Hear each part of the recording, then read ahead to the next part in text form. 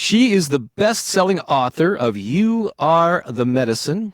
She's created oracle decks such as the Animal Elders and the Sacred Medicine card deck. She created the audio program Indigenous Teaching and Meditations for energy healing for Hay House, as many of her titles are. She's a healer. She's a mentor. She's a mother, and she's based in Canada. I'm talking about Asha Frost, and there she is right there. Hi, Asha. Hi, Bob. Thank you so much for having me. It's such a gift. Yeah, we were both at the Hay House conference in Phoenix not long ago. You were speaking there. I was just there as an attendee. We didn't get a chance to meet, actually, I think that weekend, but it was great to reconnect with you afterwards. And I'm thrilled that I have an association with Hay House. They're running my affirmations in their app. And so I feel like I'm part of the family. So the name of the interview series here is The Inspired Life. So let me just ask you kind of right off the bat, how do you feel that you live an inspired life? I try to really look for joy and the presence of spirit and the presence of an open heart every day. So that's how I feel like inspiration flows through me. Yeah, I love to really look for those sparks that keep moving me forward. I think that moves me forward into the places and spaces where I'm dreaming my existence into being. Oh, that's interesting. Dreaming your existence into being. That part of, I guess, your version of manifesting or law of attraction, or how?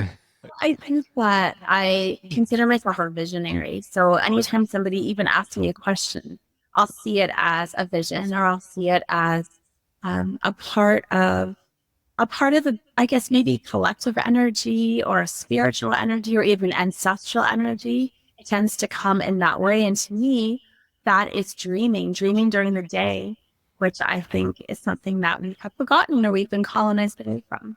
I have to admit, like when I was a kid, I daydreamed a lot. I would just like drift off, whether I was in school or hanging out with friends or whatever. And for the longest time, I thought that was like it wasn't a good thing. Like, I can't stay focused. But looking back in hindsight, I think it was actually quite a gift, because it allowed me to visualize. And a lot of the things I've accomplished started off as ideas in my head, right? Isn't that kind of part of manifesting? You see it, you feel it, then you make it happen. Well, or you allow it to happen.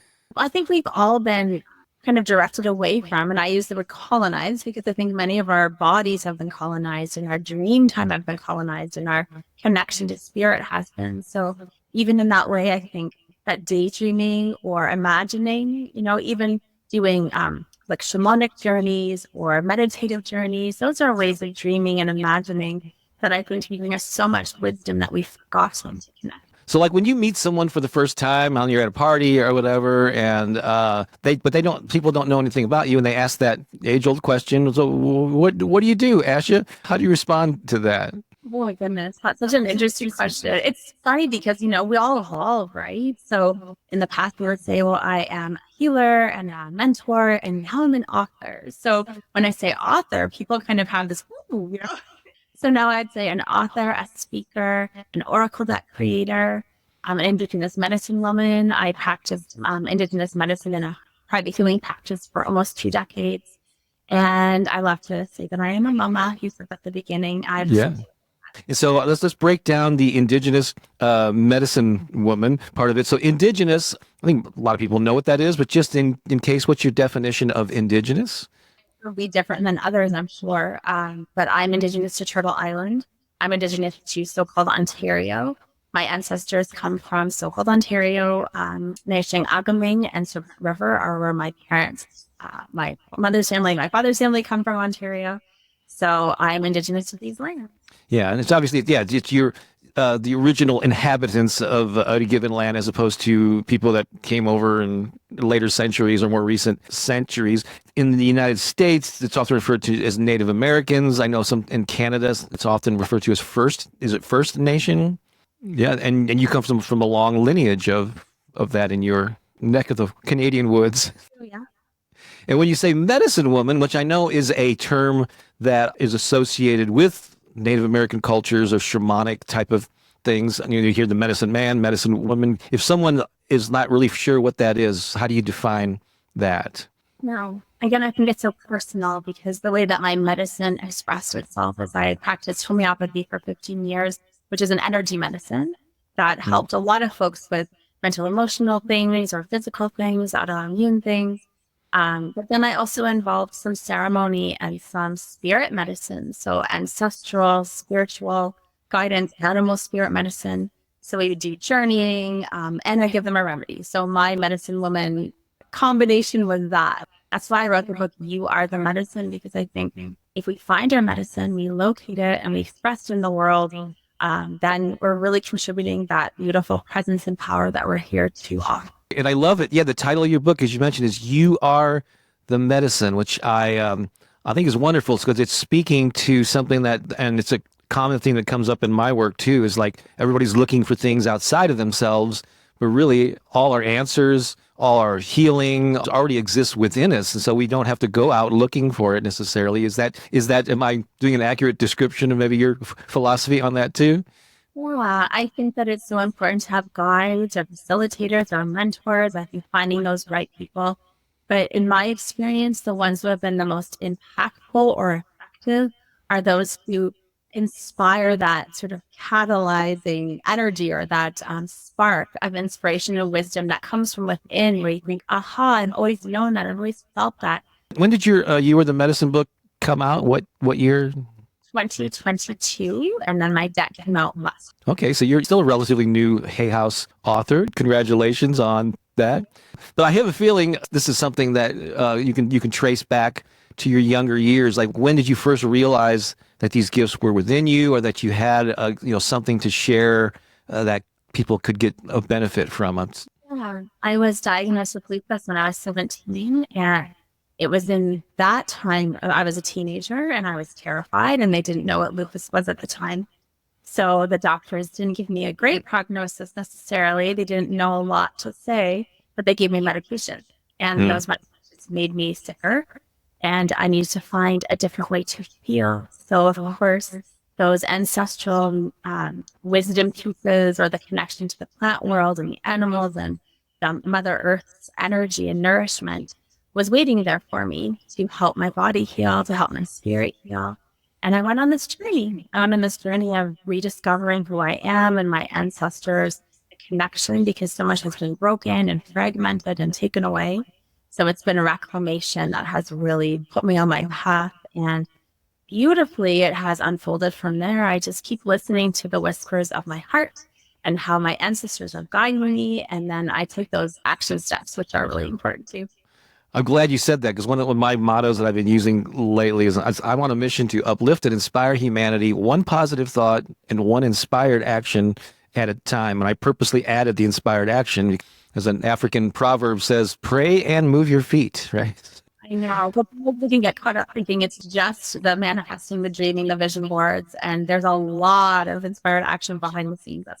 Let's talk a little bit about the connecting with the ancestors, because I know that's something that some people will totally grasp it and go, I get it. And others will go, what are you talking about? Obviously, we're talking about people that have come before us. They may be they've made their transition. They may be related to you. And what does that mean to you? And when did you first realize that you could connect with them? How do you communicate with them, or how are they influencing you? My definition of that is, I think there are those ancestors that we are connected to in family lines, in that way, and related to. And I also think we have ancestral guides that perhaps maybe we aren't related to from our bloodlines or our DNA, but they come around as wisdom keepers, and they hold this innate, beautiful wisdom, and they hold that around us. But the ones that are directly connected to us, and the ones that we are related to, I think I hear a lot of folks say, oh my goodness, I don't even like my ancestors, or I have no idea how to connect to them, or I don't know who they are. So I understand why that feels fractured for some people and why they feel like they don't have any idea where to start. But I think our ancestors, because they live and breathe in our bones and our blood and our sacred waters, I have a sense that that's what awakens every time we sit with our land, every time we dream, every time we even dream at nighttime. I think there's space for them to come in. They inform our ways if we listen. And also, we're here living lives that they weren't maybe able to live. We have more opportunities. We have that maybe perhaps hopefully better conditions than they had. So we are that dream that they had, and we're here now doing it. So I love to think about what's moving me forward in times of doubt or when I feel like I don't have answers. My ancestors dreamed me here, and I get to live out maybe what they did. And is ancestors just another word for, like, I hear people talk about spirit guides and angels and guardian angels. Is that pretty much the same thing, just using different terms? I think they're different. In my experience, angelic beings feel different than ancestral beings. They feel a little bit more, I don't know, angelic, I guess. And animals feel different, and spirit guides feel different. So I guess it depends on your own connection. And maybe some people are drawn to connecting to the ancestral realm and others aren't. The ancestors, I also think, bring in opportunities and invitation to do some really deep healing work in your own line. So if you are a cycle breaker, if you have intergenerational trauma or harm, and you're one of the ones to bring that forward and to change those cycles or blaze a new trail, that's where I think that they can come in and really be supportive. Because I've heard this a lot about generational trauma, and they talk about 7 generations that you're carrying, I guess, the highs and the lows, the different paths that all the people that came before us. How much of that is nature versus nurture? Like, what kind of influence do you have to change that pattern? Because I think some people could blame or whatever, say, oh, I've got generational trauma, and then they don't want to work, they can't work on themselves. It might give them a different perspective as opposed to one that's more like, this has happened in my past, I've been influenced by it, but I can start a new trend within myself. What are your thoughts on that? I'm all about not shaming anybody and the capacity that they have to do the healing, because some of us just don't have that capacity, I think, to go there. But the way that I see it is those inklings can live in your bones and blood for generations that you don't even know. So sometimes people are like, I have this thing that I feel and I'm not sure why, because my life was happy. My parents were good parents and I had a really beautiful childhood, but I still have this thing inside of me that I feel needs healing. And that could be as a result of the little threads that have come with you from past generations that have come forward for you to be the one to heal them. And again, I think we need that capacity to be like, okay, or the mentor or the healer to hold that space for you to bring that up. And it is a choice. It is a choice to say, I want to choose a new way. And the majority of people that I work with make that choice. They are the ones who say, I want to break that cycle. I want to blaze a new trail. I want to dream a new way into being. I want to be the visionary, right? So I think that you're right. It's a choice, I think, that you can make. And I think that depending on your, maybe on your upbringing too as well, and how much safety and support you had, that might contribute to making that choice too. Yeah, I'm sure there's a lot of different factors, but I can see where, there do seem to be people that have all of the, on paper, they have all the reasons to be happy, but yet there's a certain people that seem to struggle more than others, and I can see where that might be reassuring to them, that it's like they're not faulty for that reason, that maybe they are carrying that in their spiritual DNA or whatever you want to call it, right? Spiritual DNA. There's scientific proof to say it's actually in your DNA, right? Like those 7 generations, you're carrying that, the stories, the impact of those stories in your actual system. We might have dreams or nightmares as children and not where that's coming from. And it could actually be lived experiences of your ancestors coming through. If my husband's father was in the Holocaust, grandfather's in the Holocaust, and then my grandparents are in residential school. So I'm very invested in this because my children, and whatever they're dreaming and whatever's happening is living in their bones. So I want to do all that I can to help them to feel that. One of your card decks is called the Animal Elders, and you mentioned spirit animals too. And I don't know if that's an indigenous thing, more common in indigenous cultures than others, but maybe not. But not only can you speak to your ancestors, you can speak to nature, the divine. Animal elders, like, are they living and also passed on, that everybody has access to this as well? Yeah, so that's my upcoming deck. It's not coming up till December. Oh, all right. You can pre-order it now. I really hope everybody does.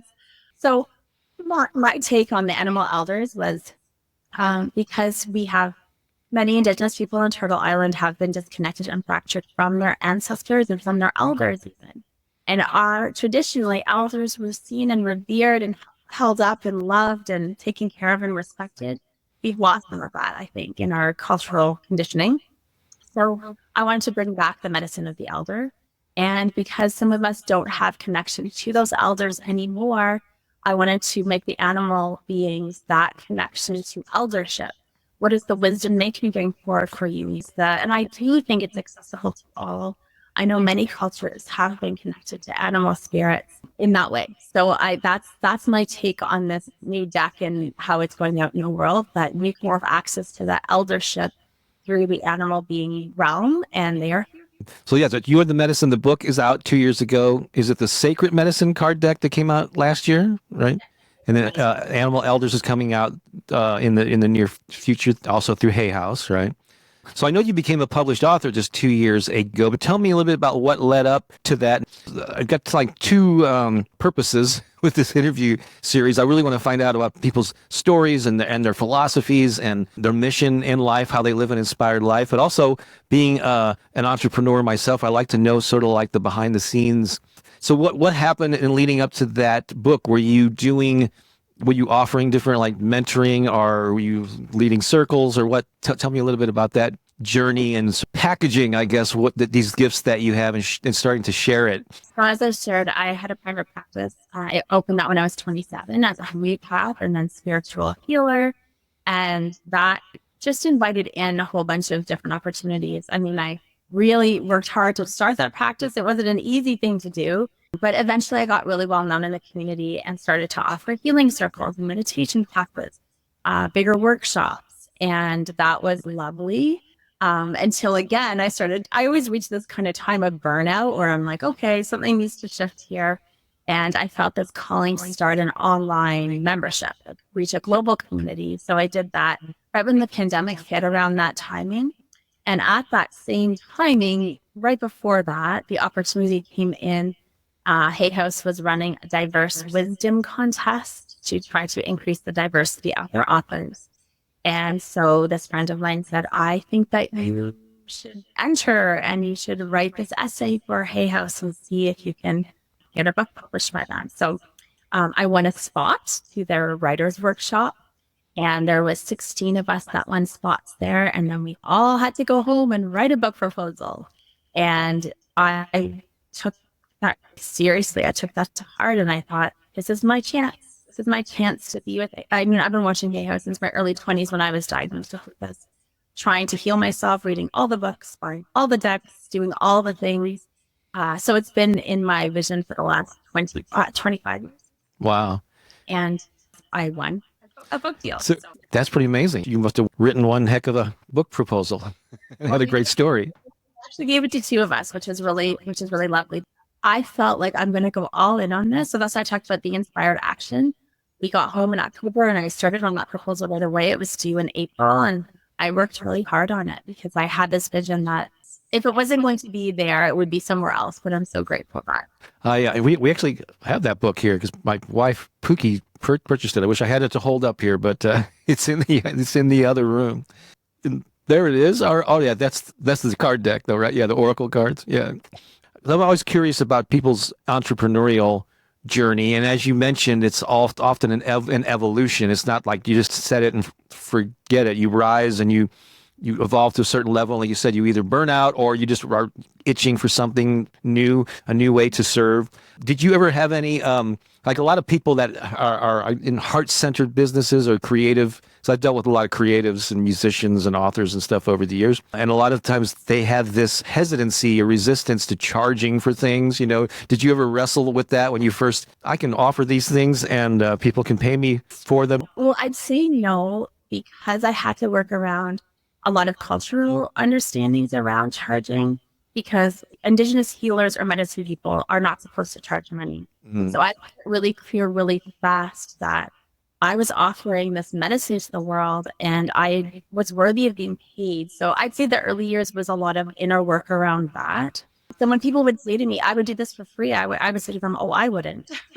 And I couldn't. I didn't have I think it's also sometimes a privilege to be able to offer things for free, because I needed to be able to pay a home and, children. I have to, I would say that people would call me out online and say, why are you charging for your services? I got that a lot. So I think, when I say no, it's like I got a lot of that I had to deal with and move through, which was hard. I would say, well, are you going to come to my house and buy my children clothing, or are you going to show up with food? Because traditionally we'd have people give us furs or create a home for us or take care of us. And I don't see that happening anywhere. So I knew that there had to be this other way of having this economy where I was worthy of having exchange and worthy of reciprocity, and worthy of, I couldn't continue to do my work. I couldn't sustain it without being paid. That's just my path, and something that got rooted really early, because I knew that in order for me to continue, I read about this in my book. I saw a lot of healers, Indigenous healers, and also other healers die early. And I thought, why is this happening? Like, over a couple of years span, all these healers died early. And I thought, what's going on? Why is this happening? And there might be a multitude of reasons, but I also thought, okay, what's going to sustain my vital force? Well, it's for me to be able to go for massages and get energy healings myself, to fill myself back up for all that I'm giving. And what do I need for that? I need money. I'm sure like the exchange economy works really well in some places, but it's not been so mainstream here. So. Well, I'm glad that you brought that up, because a lot of times that struggle is internal. It's the inner critic and the inner voices. They feel, oh, I shouldn't, who am I to charge for this? Because it comes so naturally, whether it's a musical talent or a gift with the spirit world, people sometimes feel guilty. But but you're getting it externally too. So that's even compounded when other people are telling you that. So then you got to kind of like deal with that friction, but I'm glad that you stuck with your guns. Where do you think that came from? Were you raised to respect, or is this something innate within you and maybe it was like, I think maybe you already touched on it. Sometimes it was out of necessity too. I got to feed my kids, and so I can't do that. I have to charge. Also living with a chronic illness, like there was a lot of needs that I had to take care of for my own body, and pay for different healers to see myself. So it really was out of necessity in some ways. But there was an internal worthiness, I think my mother instilled in me. You are worthy of receiving for everything you're giving. There's something that was really strong there, I think, that I witnessed. She also would say, like, nobody's going to take care of you. Like, that got instilled maybe a little too harshly. Like, there's nobody's going to save you. Nobody's going to take care of you. Like, yeah. But it created a bit of an inner hustler inside of me to think, okay, I think she's right. Like, nobody's going to come save me. So I got to save myself. I like that. You created an inner hustler. That is awesome. Because for me, it came from being I was my mom's only child. She raised me as a single mom. So I have a great respect for moms. And I had to entertain myself and wasn't very good at sports. So I got picked on. I was kind of a shy, nerdy kid. And so I had to make my own magic. And I leaned into the arts and music and writing. And so it's interesting how our upbringings and our influences will color that as we get older, I got more entrepreneurial questions I'm going to ask you about your journey. But first, I just have a little quick clip that I'm going to play here about something that I'm up to related to this. So we're going to watch this, and then we're going to come right back and continue our conversation with Asha. Do you think of yourself as a creative entrepreneur or a heart-centered business person? Perhaps you're a musician, author, artist, or performer. Or maybe you're a coach, teacher, or energy worker. Or you just have an inspired message you want to share with more people. If this describes you, I invite you to join the Magnetize Your Tribe community. This is where you'll learn how to attract perfect, soul-aligned fans and paying customers without feeling spammy, boastful, or overwhelmed.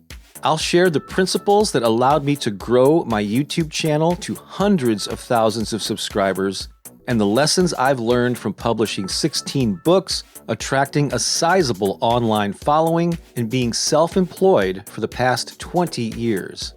Just visit bobbakerinspiration.com/heart, and it's free to join. That's bobbakerinspiration.com/HEART. So yeah, that's a little something that I'm up to here, because even though I'm known kind of for the affirmations and the YouTube channel in more recent years, I spent decades like mentoring creatives in particular, and now I guess people with heart-centered businesses.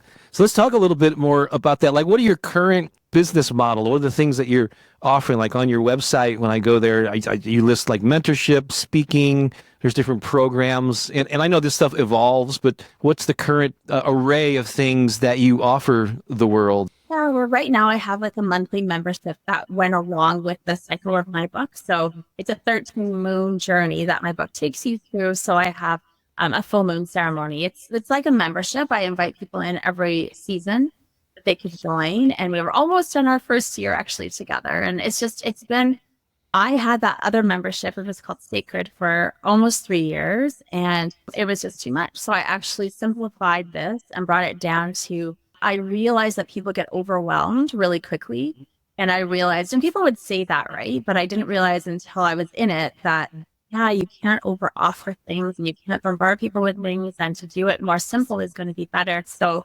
that's what I offer now. It's very simple. You can join once a month or during a season. And I have private mentorship that I help folks with their spiritual businesses. And then I'll have a group mentorship probably in the fall. That's going to be open. And I can't do it all. So I am become very discerning over the past 3 years of what I can handle and not piling things up too much for myself. So I want space to be able to create. And there's a vision for a new book. So that's really where I want to. Because like a lot of kind of entrepreneurial people, yeah, sometimes we have all these ideas and you try to implement them all, but it can be overwhelming. So you found it's helpful to pace yourself. A lot of people rarely act, and some of us act too much, right? You don't have to act on every idea immediately. I like to let things settle a little bit or let things root in. Like the ideas I really like. I also have 2 young children still. Like it's like balancing being a mama and a business person and a speaker. My favorite thing to do right now is to speak. Like being on stages is where I'd love my business to go. Wholeheartedly, that's where I'd love it all to be, is speaking on stages. And do you get an opportunity to do that much these days, speaking? Yeah, the last year has been really busy with speaking. And yeah, it's one of those things where you think, oh my goodness, I hope this continues, because it's something that really lights me up. And it's continued to light me up. So it's been primarily through word of mouth and people seeing me speak and then hiring me for other things. So it's been a lovely journey. And I want to ask you about the membership thing, because you had mentioned earlier that you went online right around the time of COVID started with a membership. And I guess that was maybe like as an ongoing thing. People signed up and paid a monthly fee, perhaps. But you stopped doing that, and now you're doing a new version of it. Is that correct? So my initial membership had 4 or 5 things a month. I'd show up and I do like a Q&A and I do a moon circle and I do a teaching and have all these things stacked on. And I was lovely. The community I built was lovely. I really adored it. And when it was right before the pandemic, I launched it. I remember now. When the pandemic hit and my children had to be homeschooled and I was writing my book, it was like this pressure. I couldn't do it all because I couldn't write this book, homeschool my children, and run this membership. I had that wasn't huge. I had 300 people at the time. It was beautiful. 300 people and join your membership. Do you mind if I ask what you charge them or what they paid to be part of that? It started at $27, and then I think it ended. I was charging $39, but that was Canadians, and it was really lovely. And I just realized I was offering too much for the amount that I was getting paid, to be honest, because I was offering a lot. Plus, it was a healing membership, and I realized. So I learned so much, as we do, right? Holding that much space as a healer, offering that much as a healer is different than, say, putting a program out for how to make more money or whatever these are, right? Like it just took a different capacity for me than I think that I had really thought it was going to. So then when I scaled it back, I waited a year because I needed to kind of clear out that energy. And I always had, when my book came out, this would be amazing to go along with the book and do the ceremony so that people could read it, and then do a ceremony during each month. And that was one of my favorite things in my membership anyways. So now I do that.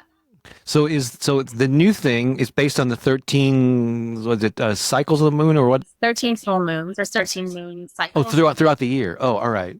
My wife and I have the High Vibe Tribe, which is our ongoing monthly membership. And we also have multiple, 2 to 4 events and Zoom calls throughout the month, but that's an ongoing thing. And then I also do these things called these programs that I call Turbocharge Your Life, where they're usually 21 to 30-day programs, like standalone things on different topics. It could be abundance, it could be health, And so there are different models, and yeah, you can get people to come in for 3 or 4 weeks to to engage, but sometimes like on an ongoing basis, that's a whole different way of approaching it and serving people, right? But even your new thing is ongoing throughout the year, right? It's just a different format. It's once a month. There used to be a Facebook group, which I didn't mind having, and I realized like again, it's a lot to hold space for, so I just have to really be honest with myself. What feels like it's going to be aligned so that I can do all the things that I want to do. Plus, living with a chronic illness really gives you those lessons quick. So if there are 13 moon cycles throughout the year, then you have one Zoom call or one call per cycle. Was that correct? Oh, all right. There's no interaction or community outside of those calls. Is that right? No, it's like a live call, and then and then they get to replay if they can't make it live. Awesome. I feel like my energy is best invested either with one-on-one work. I feel like I'm a really great mentor. And if I'm going to do a group program, that's going to be a smaller amount of people who are more invested in the work, then that will be really powerful. So that will probably come out in the fall or the winter. So this is really for people who are new to my work, maybe, or they've been with me for a while and they love moon circles and they want to have something that's going to keep them connected to spirit. The first membership site, you said you had like 300 members. That's actually really good. I mean, even our high vibe tribe that I've been promoting now for like a year and a half or whatever, we might have 50, 60 members, How did you attract those people? How do they know about it? Was it social media? Was it email? Yeah. Well, I'm a really loyal community. I'd say like it's not I don't have a huge following or platform, but I'm a very loyal community. And that's from relationship building. My best ROI is from relationship building, investing into the people that are already in my community, not necessarily always finding new people. So at that time, I had a Facebook group that had 5,000 people, and I had nurtured that Facebook group for many, many years since groups became a thing. They're not a thing anymore, but at the time they were, and I nurtured that group for quite a long time. And I think that's really led to the success because they felt like they knew me and they were connected. I also had this private practice for 15 years. So there was people in that actual community in person that wanted to keep working with me because I didn't see patients anymore. So it was like, you want to work with me, this is how you can. So there's a combination of like local people, but then you combined it with people outside of your region, which is smart. And then you said you nurtured the Facebook group probably without selling anything, I guess, for a few years, right? Maybe the one-on-one sessions or something, right? Maybe. Like I had that at the same time as my private practice. So it really was like, that was my online presence and online work of like nurturing that space, which is why I also felt it was time to grow it online because it had grown pretty effortlessly. And that was a beautiful community to just share something with. I just think of it as sharing, right? I'm not, launching. But I will say the launching got tiring every season to launch the membership. Again, feel like a small price point. And I kept burning off the launches. So the reason of shifting it up because I just couldn't do that anymore.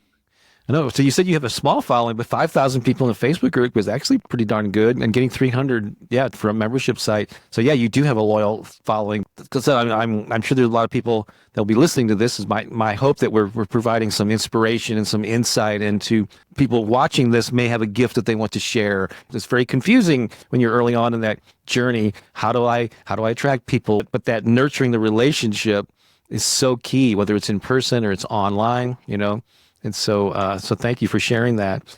It's interesting. Some people like myself, and I know others, will get burned out on the one-on-one work, and they prefer like a group thing or a membership or even the more distant, I'm going to create books and YouTube videos and let people consume them on their own. But you seem to enjoy, I guess, a certain amount of one-on-one client work. So when you work with those folks, what are some of the challenges that you help people overcome? And are they things that you had to overcome maybe at a earlier stage of your life? Because I often hear that like basically you're catering to people who are where you were a few years ago or longer, No, I think now the people I love working with that really feel like we're in alignment are those people who are perhaps wanting to use their voice in bigger ways, or they're wanting to move through some of their actual trauma or generational trauma. I see a lot of women of the global majority who have been oppressed or suppressed, or their voices haven't been heard. So we do a lot of healing work to unwind that and unlock that, and to find their voice, to find their medicine, to share that with the world. Those are the people that really come my way that I love working with the most. And is it safe to say that we work primarily with women? Because a lot of people who are wanting to share their gifts with the world, they're resistant to like pigeonholing and having the demographic or the avatar, as they say in marketing terms, that specific type of person that they're going after. But do you have a clear idea of the type of person that you most resonate with? Because you want to work with people that get you and that you're going to enjoy. And so how would you describe that person? Yeah. I mean, it's changed over the years, I think.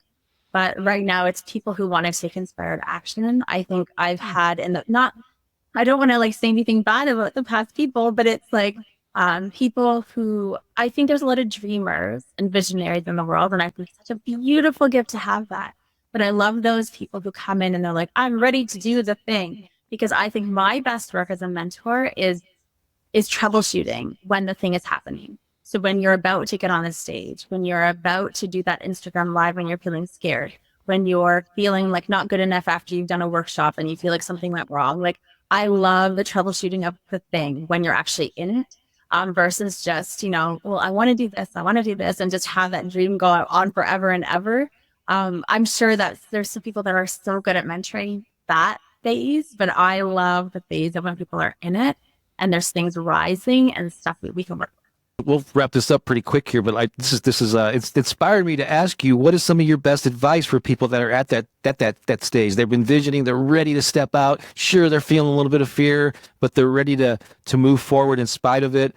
I think a lot of people get stuck at that phase, and I think we can talk about the inner critic and how that stops you. So I think doing that healing work, that inner work, is so vital to see what's rising, to know it's not your fault, but there's a lot of systems at play telling you that you are not enough and that voice is not yours. It might be ancestral or familial or collective. It's not yours. And remember, it talks about those ancestors that are behind you. If you can spend some time listening to where they're directing you, remembering that you were the one that they dreamed here and they might not have had that chance. You need to hold on to something that is going to push you forward. That's mine. To see the 7 generations to come, that my ripples are going far and wide, and I might not see them, but I'm making an impact. So find the thing that keeps you going forward. Yeah. Well, I can see how this ties in now to all that we've talked about. So yeah, it's the inner critic. It's realizing the emotions that maybe you have accumulated from generational, and we use this term generational trauma a lot. Can you have generational positivity? I mean, can't you also inherit the good as well as the bad, right? Because I think there's a lot of focus on this burden that I'm carrying from my generations, but isn't the opposite also true? Of course it is. There's a massive generational wisdom, which is why we say you are the medicine. Generational wisdom inside of you, and sometimes you just need a catalyst to bring it forward. Yeah. Are you familiar with the show Finding Your Roots? It's on public television. Maybe that's a U.S. thing. There's this guy, Louis Gates Jr., and he usually has like a couple of well-known people, either actors or musicians, on, and they do all this genealogy work and DNA stuff on them, and they discover things about their past that they had no clue because they had never done this type of research. But I love the show. You see the reaction of the people when they find out about the people who came before them, but it's always like there's so much struggle and all the sacrifices that people made, and your grandparents, your great grandparents. On one hand, you realize how easy many of us have it in today's world compared to life then, but you just have like a real appreciation for those who came before you. And yes, there could be some negative things because of that struggle, but there's also that strength and that fortitude and that determination to persevere, that we can also tap into in these times of fear, right? Can you tap into that and move forward? Because really speaking in front of a stage is so much less of a burden than facing starvation or abuse or some of the things that our ancestors had to deal with, right? That resilience, right? You have to remember that the resilience is in you too. So tap into it. It's just like a wealth of that. I love it. Where would you like to direct people to find out more about you, or can they find information more on your mentoring and programs and books and all that? Where would you like me to send folks? You can go to ashafrost.com, or I'm on Instagram the most on social. So it's asha.frost. And I'm in my own DMs and all the things. So I'm there for you. Yeah, I can say for sure. Yeah, and I appreciate you being responsive. There's so many people that have a presence like on Instagram or wherever, and they kind of put out this public message, "Hey, DM me. I'd love to hear from you." And then you try to reach them, and you never hear back. Like they just don't check it, and so they're like putting up this kind of public face of being accessible, but they're not when you actually tried many of them. So I really appreciated you that you've responded to my early messages to you and was responsive to setting up this interview. And so there's a little tip for you. If you're going to be putting yourself out there publicly, have ways that you can actually get your messages and respond. That goes a long way. And I know it meant a lot to me. So thank you for doing that. So it's Asha, for those maybe watching the audio version of this, ASHA, Frost, Frost. And if there's a dot between it on Instagram, and just ashafrost.com is your main website, though. Well, I greatly appreciate you doing this. Thanks a lot. And for those of you listening, if you're catching this on YouTube or one of my podcasts, make sure to subscribe. There's more interviews coming down the pike. So I hope this motivated you and gave you a little fuel to live your own inspired life. So thanks again, Asha. Appreciate your time. Thank you for having me.